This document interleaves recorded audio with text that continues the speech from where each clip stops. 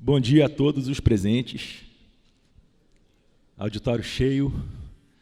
Conheço boa parte das pessoas que estão aqui e é uma honra estar representando o meu quadro de oficiais psicólogos da PEMERGE. É uma honra estar falando em nome da instituição. Vejo muita gente boa aqui de várias áreas, então espero estar à altura.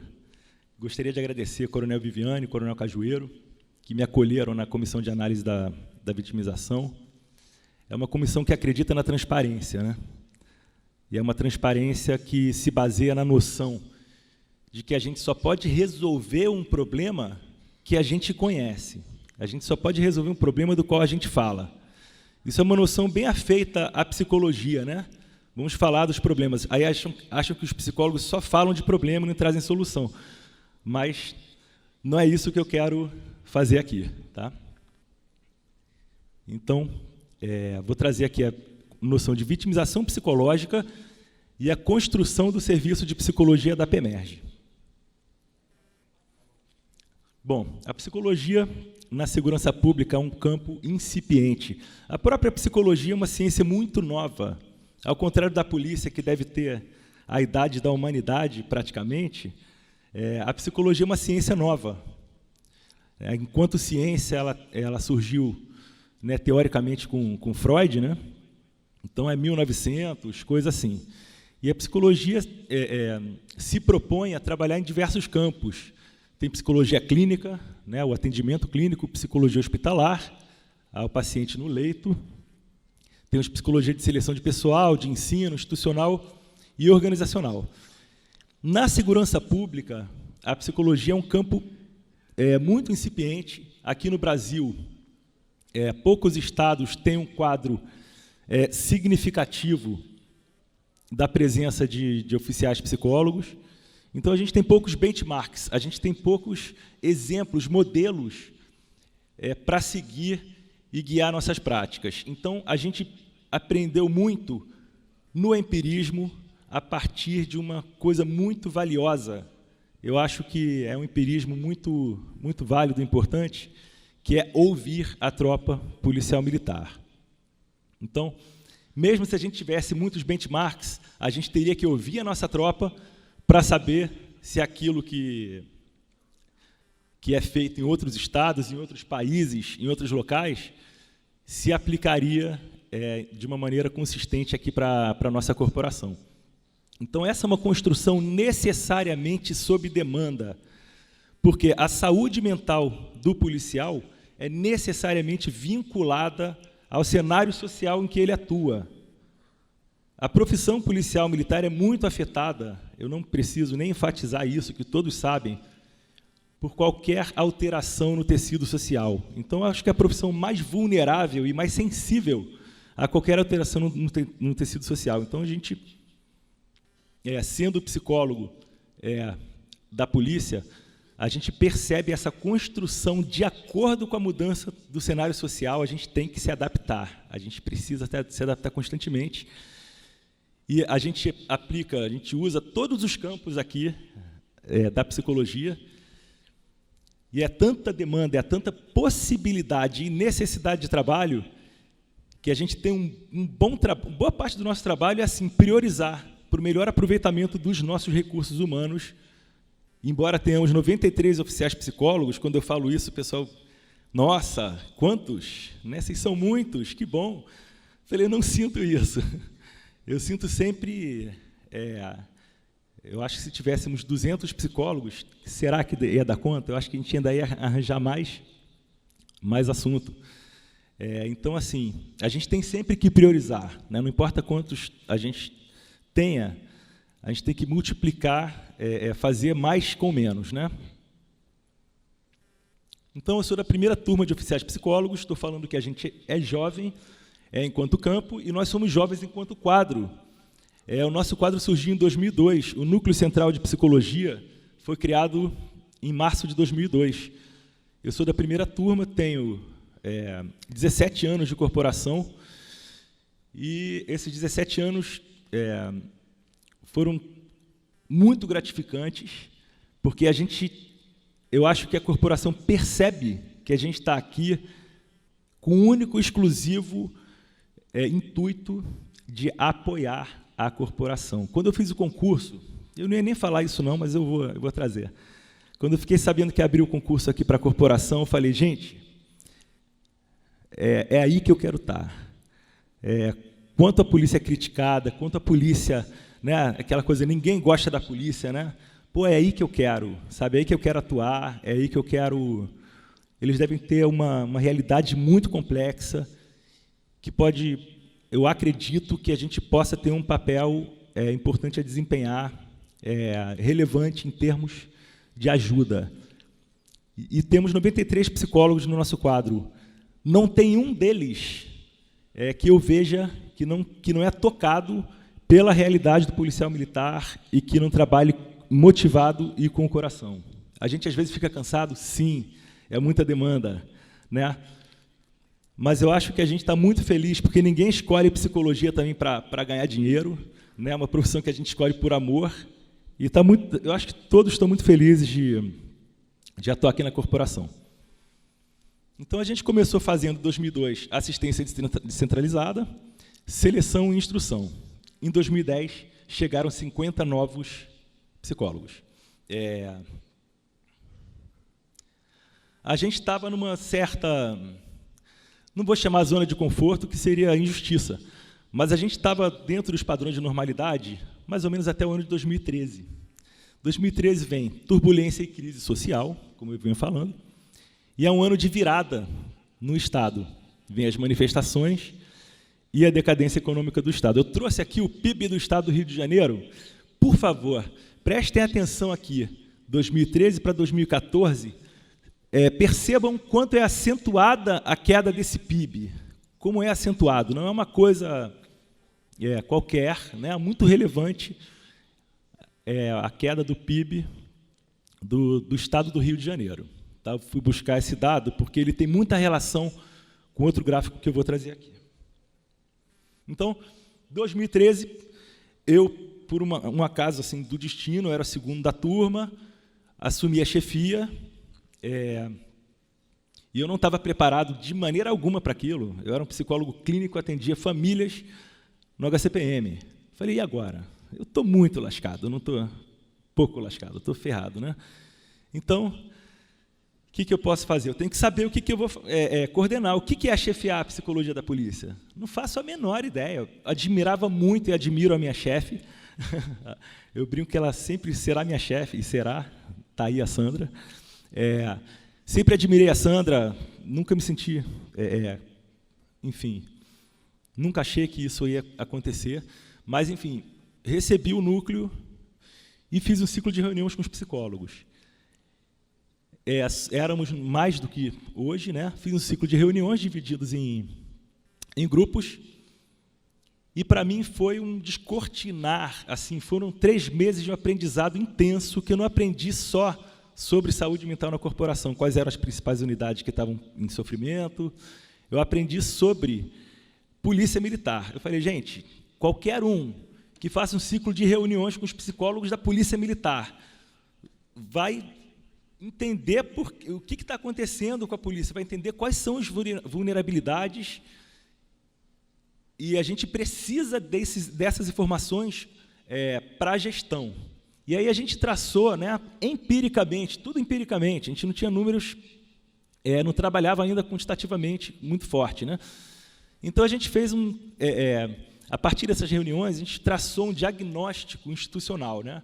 A gente percebe que a polícia tem muita pressão social sobre ela, que incide numa cultura organizacional de vai e vença, né? A gente tem plena consciência, o policial militar tem plena consciência do quanto o serviço dele é indispensável e vital para a sociedade. Só que a gente toma essa missão acima de tudo. Não importa a gente, né? Só que, como a gente vai ver um pouco mais na frente, a gente tem que importar em primeiro lugar para poder ajudar a sociedade, né? Então, incide sobre essa cultura organizacional, que é super vai e vença, temos que dar conta, não importa. Missão dada é missão cumprida. E a comunicação verticalizada, natural, em qualquer instituição, em qualquer organização, a comunicação é verticalizada. No militarismo, tem essa marca bem forte também, e a gente percebe o seguinte, que os mecanismos de ouvir a tropa, não tinha nenhum mecanismo formal para ouvir a tropa. Eu percebi que a psicologia era o lugar de ouvir a tropa. Nós éramos o ouvido da tropa. E, de repente, eu recebi aquele input imenso e me senti super responsabilizado. Eu falei, gente, eu não posso ficar com isso, coordenar um quadro que vai atender psicologicamente policiais que estão sofrendo pela própria pressão que a corporação sofre.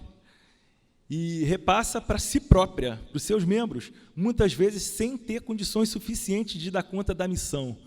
E eu senti que era minha responsabilidade, porque eu estava ouvindo aquilo diretamente da tropa, passar isso adiante. Então, a gente tomou isso como uma missão. A gente continuou fazendo atendimento, continuou fazendo o nosso trabalho clínico, mas a gente tomou como uma missão passar relatórios para o comando sobre a situação da tropa. Então, teve um relatório sobre as UPPs em 2013, outro em 2015, para o coronel Castro Neto, e em 2016, só que a gente era muito empírico. Aí a gente passava o nosso relatório cheio de falas de policiais, aí todo mundo falava assim, tá bom, que coisa triste, mas isso está impactando de que forma, né, na minha gestão. E aí foi que eu conversei com a psicóloga que estava na junta na época, hoje Major Elisa. Ela falou, Fernando, eu nunca vi tantos policiais tão jovens saindo pela psiquiatria. Está uma coisa incrível, está acontecendo um fenômeno, e a maior parte é de UPP. Fomos verificar, são tantos mesmo, como nunca. Está aqui a linha, lembrem da linha do PIB, tá? A partir de 2014 começa uma explosão, 2015 e 2016. A linha vermelha é o número total de afastamentos, azul, transtornos relacionados ao estresse, e verde, transtornos afetivos. Então, a gente, sim, nunca tantos saíram pela psiquiatria. Tão jovens, sim. O tempo de serviço médio daqueles policiais, 40% tinha menos de 5 anos de serviço dos policiais afastados pela junta no final de 2016. É um quadro assustador. Era uma tropa jovem que estava entrando principalmente nas UPPs e boa parte dos afastados pela psiquiatria era desse contingente muito novo na corporação. A maior parte era de UPP? Sim, havia uma ascensão dos policiais nesse quadro, principalmente de UPP, mas outras unidades também. Aí a gente percebe que, com as UPPs, o efetivo das outras unidades também ficou mais esgarçado, e também essas outras unidades ficaram sobrecarregadas. Eu vou correr um pouquinho mais. Tá? A Comissão de Análise e Vitimização Policial me convidou para fazer parte, exatamente no momento em que saiu o resultado da nossa análise na junta. E aí eles estavam falando muito de vitimização, e aí a gente cunhou o termo, né, vitimização psicológica, porque era um fenômeno que merecia figurar também entre essas categorias de vitimização. Então, a gente tomou algumas atitudes, né? Eu tomei algumas atitudes, pensei, a gente tem que criar uma cultura de cuidado na polícia, botar mais psicólogos na SPM e na DG, falando de saúde do trabalhador, prevenção do suicídio e ética do cuidado. Em 2017, a corporação fez uma junta de inspeção de saúde especial para rever os afastamentos psiquiátricos. Em 2018, o mesmo, e a gente instituiu uma avaliação psicológica, um encaminhamento para o tratamento psicológico de todos os policiais que estavam afastados pela psiquiatria. A gente faz, então, uma entrevista e aplica questionários. A partir dessas entrevistas e questionários, eles são encaminhados para a psicologia. Ou seja, aqui, desde o início do programa, 1.505 policiais foram encaminhados para a psicologia a partir da psiquiatria, E, a partir da psicologia, 63%, ou seja, 948 policiais novos, ingressaram no nosso serviço de psicologia. Provável ansiedade, 90,4% dentro desse grupo dos afastados pela psiquiatria. Provável depressão, 87,3%. Aqui são as unidades para os quais os policiais eram mais encaminhados. Policlínica de São João, 7º Batalhão, 20º Mesquita, e aqui o RP Monte, em Campo Grande. Então, a gente, a partir disso, fez uma redistribuição do quadro de oficiais psicólogos, colocando os psicólogos nas unidades que tinham maior demanda. Então, a gente fez uma grande reformulação, porque a gente estava vendo que a gente tinha que sair da nossa zona de conforto. A gente não podia ficar naquela velocidade cruzeiro, como sempre, né? Então, fomos ocupar essas áreas. Resultados da GISE, né, das juntas. É importante notar que retornaram para apto A, aqui na ponta, né, apto pleno, 100 policiais nessa GISE de 2018. Passaram para apto C, apto sem arma, 275 policiais. Permaneceram de licença 190. Foram reformados 74 policiais que estavam de licença e 58 que estavam de apto C. Esses são os dados mais relevantes, né? Alguns foram reformados, alguns permaneceram na condição e 956 passaram de apto C para apto A. É um baita de um resultado, né? Então, qual foi o impacto disso nas licenças psiquiátricas, né?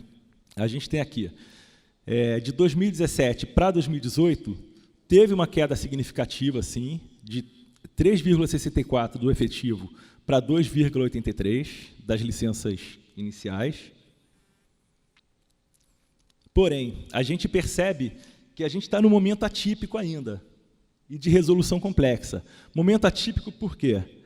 Não é o normal da corporação ter tantos afastamentos psiquiátricos. O normal estaria por aqui, 2013 e 2014. Eram aproximadamente 200 por ano. De repente, aconteceu essa subida. Não é o normal, né? Então, a gente está... É uma resolução complexa. Por que que é complexa? É difícil para o policial sair pela psiquiatria. O policial não gosta de sair pela psiquiatria, ele tem horror a sair pela psiquiatria. Ele perde a arma, ele fica estigmatizado, ele é tido como escamoteador de serviço, fora as chacotas que recebe dos colegas. É péssimo. É a pior coisa, das piores coisas que pode acontecer com os policiais saírem pela psiquiatria. É muito difícil ele sair pela psiquiatria. Mas também é muito difícil voltar, porque ele demora tanto a sair pela psiquiatria, ele demora tanto a procurar ajuda, que quando ele procura, ele já está debilitado psicologicamente e a recuperação é mais difícil. O Estado continua com dificuldade de recursos. As escalas estão apertadas, existe sobrecarga, trabalho extra e condições de equipamento operacional, bases e EPI também estão difíceis. Eu soube hoje que as UPPs serão blindadas, né, e isso vai ser uma grande ajuda. É importante a gente também ter cuidado com porque a supernotificação, não, tem policial que realmente arma? Tem, existe. Só que isso, acredito que tenha sido suprimido na GISE. E a gente também tem que ter cuidado com a subnotificação, porque tem policiais que podem estar com problemas psicológicos e não estão notificando, estão se negando a procurar ajuda, para não cair nessa situação. Bom, esse é o quadro. O que a gente está fazendo quanto a isso, né? Temos os psicólogos distribuídos nessas unidades, que eu vou ser bem breve aqui. Aqui é o nosso público principal. A gente atende, a principal categoria é a Praça da Ativa, tá, 44%. Em segundo, dependente, com 34%. Em terceiro, pensionista, com 7%. Tá? Então, o policial, sim, criou uma cultura de procurar o psicólogo. Projetos que a gente atua na corporação. O SASP, que é uma triagem, é uma avaliação global de saúde, uma coisa fundamental para a corporação. A gente desarma muitas bombas no SASP. Tá bom.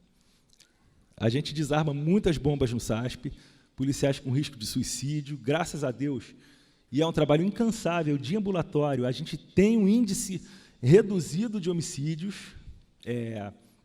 Isso se deve muito ao SASP, sim, e ao trabalho de ambulatório de psicólogos. Esse programa de acolhimento na junta, protocolo de busca ativa familiares de policiais falecidos, profissiografia dos oficiais, escala de sobreaviso. Agora eu vou correr bastante. Então, conclusões, né? A gente tem que estar constantemente se adequando às demandas e a gente precisa, saindo da nossa zona de conforto ainda, incrementar os atendimentos em grupo. Temos vontade de implementar um treinamento em mindfulness, meditação, para os psicólogos treinarem os policiais. Já temos um projeto piloto acontecendo no 19º Batalhão, mas a gente tem poucos psicólogos capacitados para isso, vamos precisar de curso. Estamos com uma parceria institucional muito importante com a FRJ, o professor Marcos está aqui, Marcos Aguiar, ele trabalha com as Forças Armadas já há muitos anos, e trabalha em psicologia positiva, que foi implementada primeiramente nas Forças Armadas Americanas para desenvolvimento de fatores psicológicos protetivos, resiliência. Existe um programa de desenvolvimento da resiliência que foi desenvolvido por Exército Americano. A gente quer trazer parecido aqui para a polícia.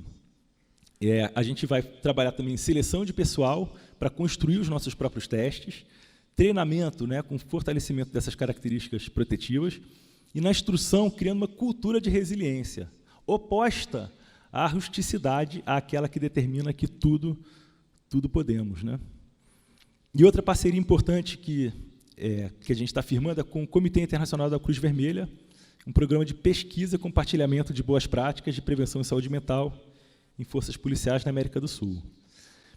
E uma coisa importante que a gente se propõe a fazer e a ajudar é oferecer o material de tudo que a gente ouve, e oferecer isso para a gestão, né? E que a gente apoie ações institucionais da corporação. Primeiro, vamos usar os afastamentos psiquiátricos como indicadores, não apenas como um problema. A gente tem que usar esse problema como indicador. Gestão estratégica a partir do chão de fábrica, para a resiliência organizacional e para a promoção de uma cultura de resiliência. É isso. Muito obrigado.